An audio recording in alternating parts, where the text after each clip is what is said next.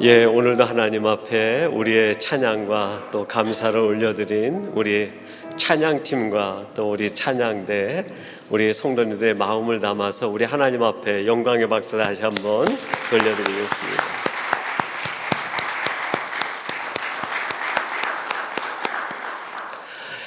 오늘은 주신 말씀 이사야서 11장 11절에서 14절 말씀을 갖고 하나님의 선민 회복 전략이라는 제목으로 하나님의 말씀을 전하도록 하겠습니다.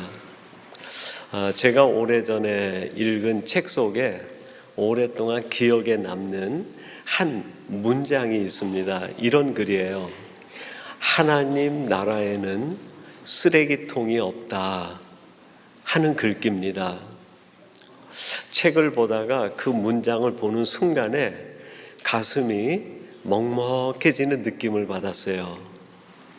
세상에는 이곳저곳에 그 쓰레기통이 많지 않습니까? 그래서 내 마음에 들지 않는 것 언제든지 그냥 폐기 처분해 버리고, 또 내가 쓰다가 소용없다 생각되면, 이용 가치가 없다라고 생각이 되면 언제든지 폐기 처분해 버리고 쓰레기통에 집어넣는데, 하나님 나라에는 쓰레기통이 없다는 거예요.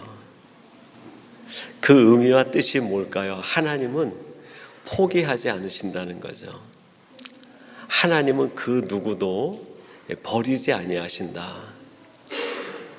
하나님이 우리를 대하는 가치는 소용 가치로 우리를 대하지 않으세요. 너는 나한테 소용이 돼. 그러면 하나님이 취하시고, 너는 나한테 소용 가치가 없어. 그러면 유기하시는 하나님이 아니시라는 거예요. 우리들은 늘 생활하고 살아가면서 이게 나한테 이용 가치가 있을까? 이게 나한테 소용 가치가 있을까?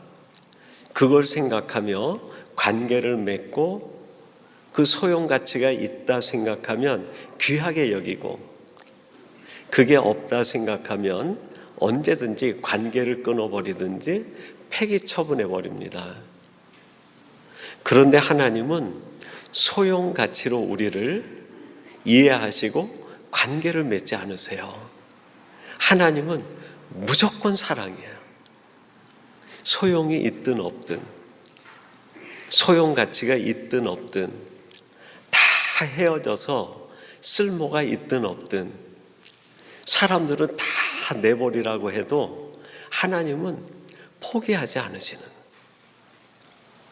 여러분 한 사람 한 사람 하나님의 그 특별하신 계획 속에 창조해서 세상에 보내셨다고 하면, 지금 내 형편이 조금 부족해도, 지금 내 모습이 조금 허물이 있고 부족해도 하나님은 그걸 다 아시고 끌어안아 주시는 분이에요. 지난 1월 달에 저희 교회가 사용하는 교회에 그 친교실 옆에 캐비넷들이 있어요. 거기에 각 부서에서 사용하는 물건들을 놓았다가 필요할 때 씁니다. 근데 좀 오랜 시간이 되고 보니까 여러 물건들이 복잡하게 섞여 있는 거예요. 그래서 1월에 날짜를 정해서 권사님들이 캐비넷을 대대적으로 청소를 했어요. 근데 청소를 하는데 많은 물건들이 나오고 정리를 하는데 과자라든지 음료수라든지 그런 것들이 막 나오는 거예요. 그걸 어떻게 할 줄 몰라가지고 한 권사님이 진도 지휘하시는 회장님한테 물어보더라고요. 권사님, 이거 어떻게 할까요? 잠시 생각하시더니 이렇게 답을 하시는 거예요. 유통기한 지났으면 다 버리세요. 유통기한 지났으면 다 버리라는 거예요. 여러분, 세상에 있는 모든 만물은 유통기한이 있어요. 그런데 하나님이 지으신 하나님의 백성된 우리들에겐 유통기한이 없어요. 세상에 있는 것은 한동안은 쓸모가 있을지 몰라도 어느 때가 되면 쓸모없는 존재가 될 수 있어요. 그게 세상이 만든 것이기 때문에 그래요. 세상이 만든 것 중에 영원히 쓸 수 있는 건 없어요. 그런데 보면은 형편이 없고 아무 볼품이 없고 가치가 없어 보여도 하나님이 만드신 것, 하나님이 지으신 것은 용도가 유통기한이 없이 무한정으로 쓰임받는 거예요. 여러분, 우리는 비록 세상에 있지만 세상이 만든 존재가 아니에요. 저와 여러분들은 하나님의 신묘막측한 하나님의 계획과 디자인에 따라 만들어진 존재들이에요. 그렇게 만들어진 우리들이 지금 여기에 있는 거예요. 왜 하나님이 이렇게 신묘막측한 하나님의 섭리로 지은 우리들을 지금 여기에 있게 하셨을까요? 여기에서 하나님이 하실 일이 있기 때문에. 저는 그렇게 생각을 해요. 인생의 행복은 어디서 올까? 여기서 온다고 생각을 해요. 하나님이 나를 지어서 여기에 보내신 그 뜻, 그 목적을 아는 순간에 이래서 내가 여기 있는 거구나, 이걸 아는 순간에 행복이 밀려 들어오는 거예요. 세상에 있는 거 많이 갖지 못해도 그걸 알면 진짜 행복해질 수 있어요. 근데 세상에 있는 걸 다 가졌어요. 그런데 내가 왜 여기에 있는지, 하나님이 왜 나를 창조해서 여기 보내셨는지 그걸 알지 못해요. 그러면 저는 확실히 장담할 수 있습니다. 그 사람은 행복할 수 없어요. 세상에 있는 게 많으니까 재미있을지는 모르겠어요. 그러나 행복할 수는 없어요. 여러분, 인생의 가치는 재미에 있는 게 아니에요. 행복을 발견하는 거죠. 근데 하나님이 나를 볼품없고 보잘것없고 세상 사람들이 볼 때에는 유통기한 지났다고 이야기할지 몰라도 나는 하나님이 지은 존재로 내가 왜 여기에 있는지 그걸 알고만 있다고 하면 전 또한 장담할 수 있습니다. 그분은 그것 때문에 정말 행복할 수 있다. 그것 때문에 매일매일이 설레임의 연속일 수 있겠다라고 저는 장담할 수 있습니다. 그래서 하나님은 이 행복을 우리에게 되찾아 주시기 위해서 회복시키시는 분이에요. 오늘 본문 11절 제가 한번 봉독해 드리겠습니다. 그날에 주께서 다시 그의 손을 펴사 그의 남은 백성을 아수르와 애굽과 바드로스와 구스와 엘람과 시날과 하맛과 바다 섬들에서 돌아오게 하실 것이라. 그날에 그랬어요.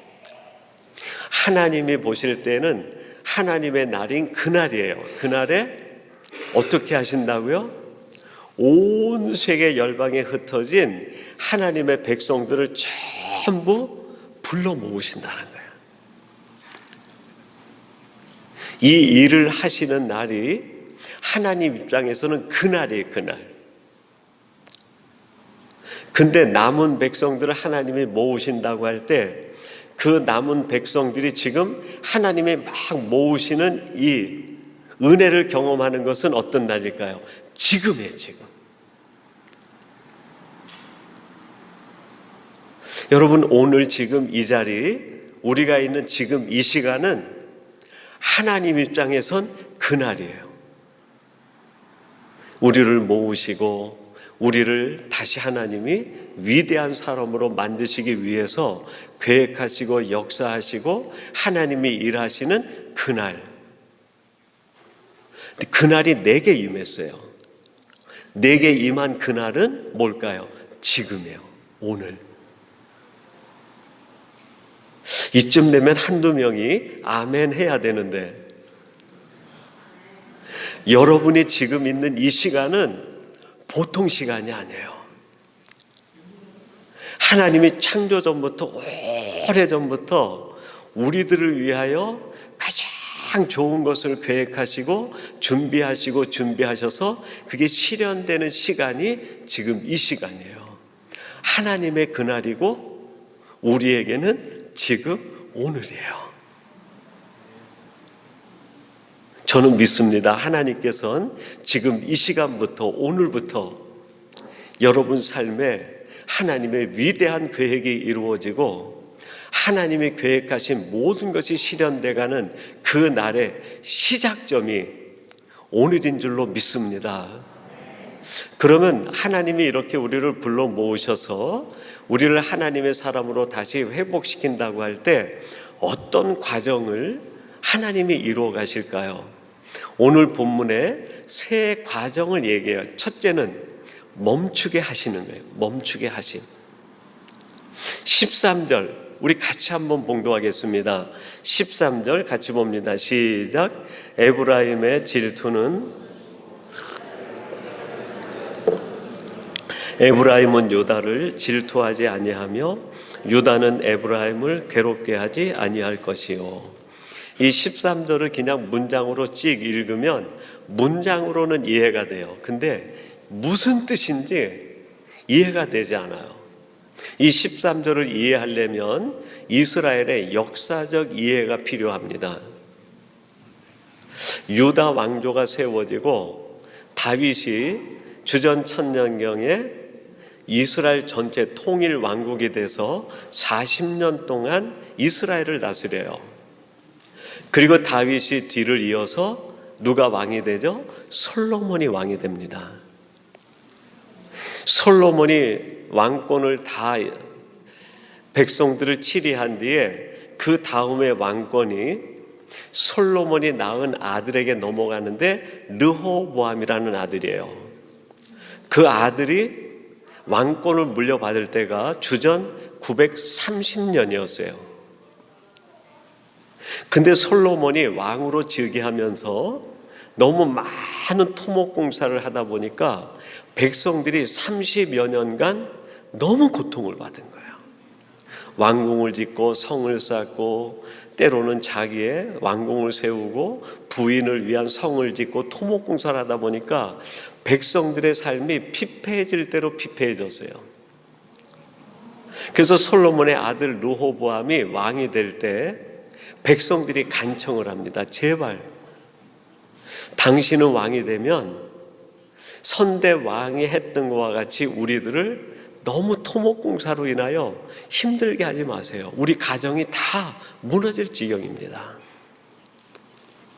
그래서 르호보암이 자기를 따르는 측근들과 정치 회의를 했어요. 근데 성경에는 이들을 가리켜 소년들이라고 얘기합니다.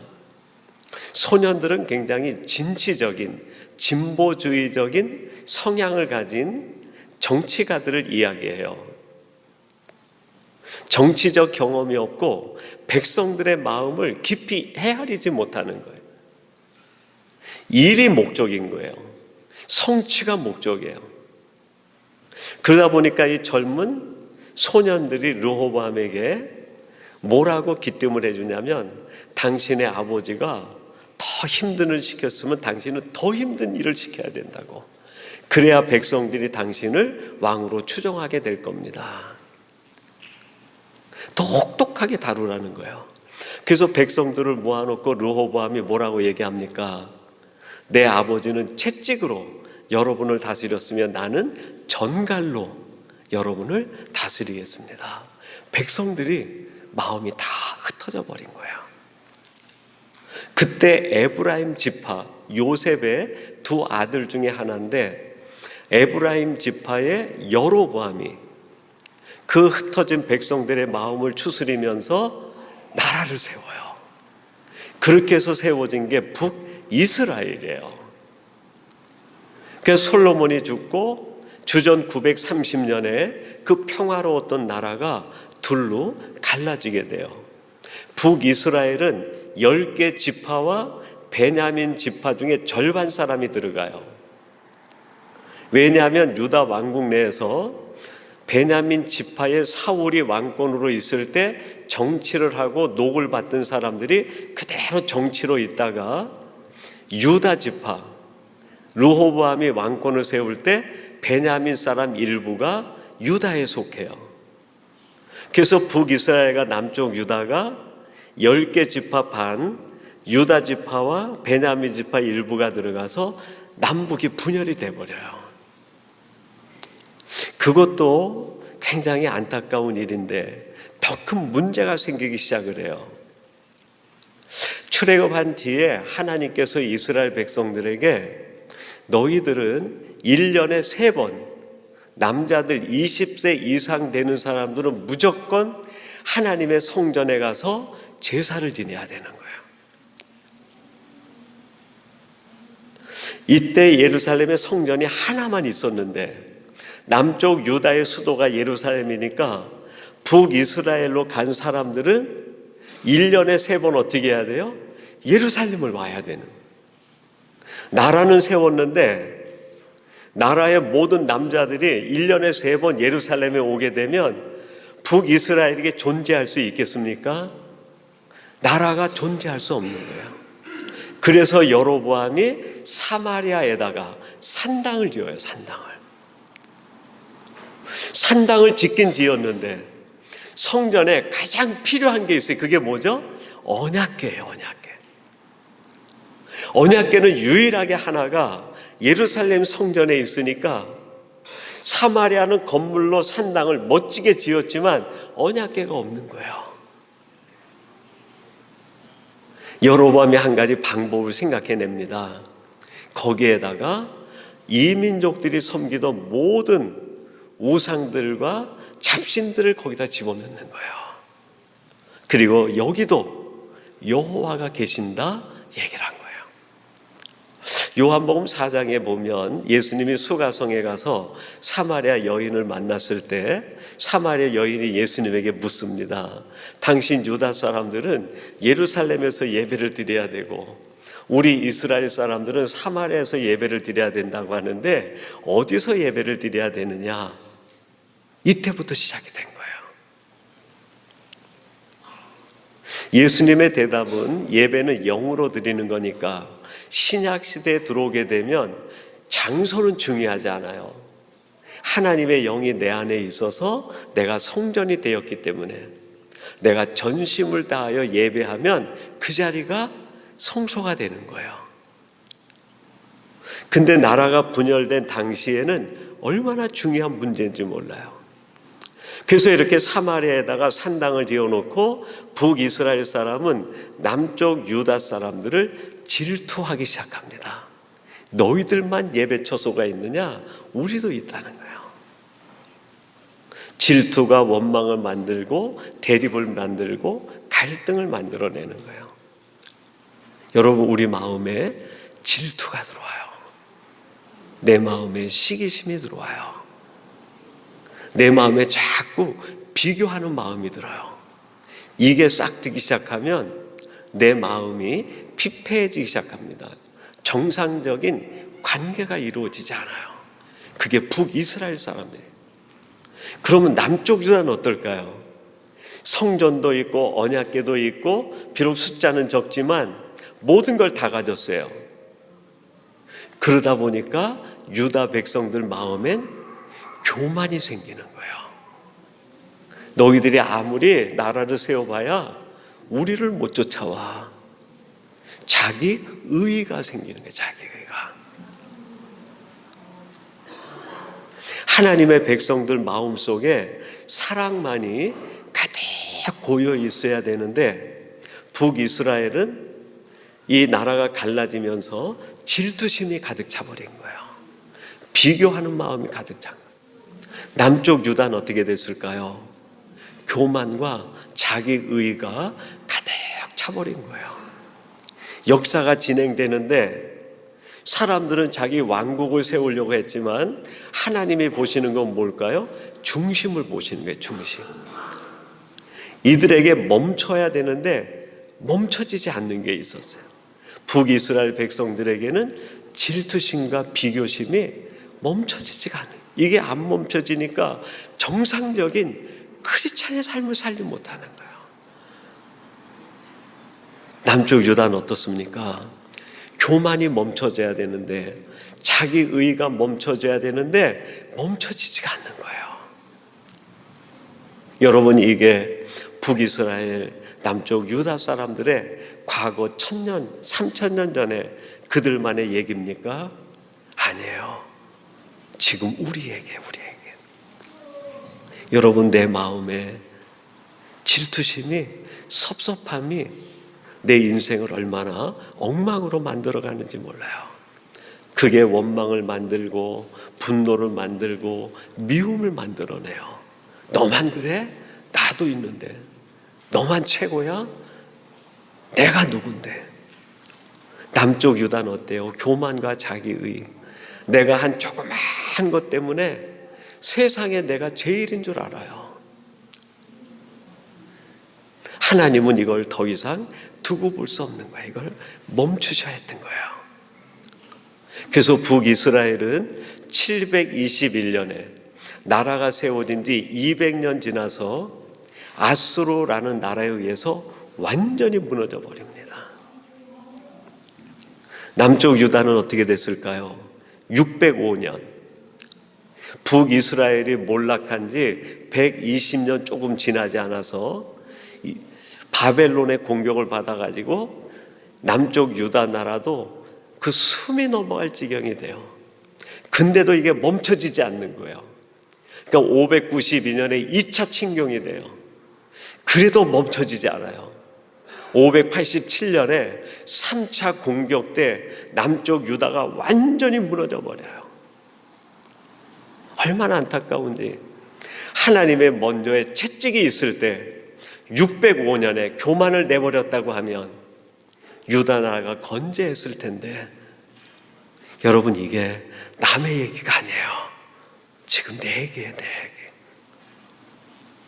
하나님이 우리에게 자극을 줍니다. 얘야, 이거 이제 버려야 되잖아. 이거 왜 쓸모없는 거 마음에 담아두고 이거 끝까지 가져가려고 그래. 내려놔야 되잖아.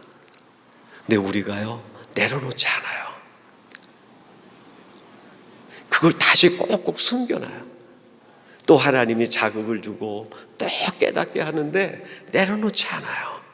여러분, 아무 쓸모없는 거 내다 놓으면 개도 물어가지 않는 거, 그거 빨리 버리세요. 하나님이 그래서 이 북이스라엘과 남쪽 유다를 멈춰 세우신 거예요. 13절이 뭐라고 말합니까? 다시는 유다가 질투하지 않고 남쪽 유다가 이스라엘 나라를 괴롭히지 않을 것이다. 하나님이 원하시는 것은 그 나라를 힘들게 하는 게 목적이 아니었어요. 그들의 마음에 집요하게 잘못된 길로 이끌어가는 그것을 멈추게 하고 싶으셨던 거예요. 그 하나님은 지금도 동일하게 우리에게 일하시고 역사하시는 줄로 믿습니다. 두 번째, 하나님이 멈추신 뒤에 어떤 일을 하셨을까요? 다 고쳐주시고 싸매어 주신 거예요. 고쳐주시는 거예요. 12절 이렇게 말씀합니다.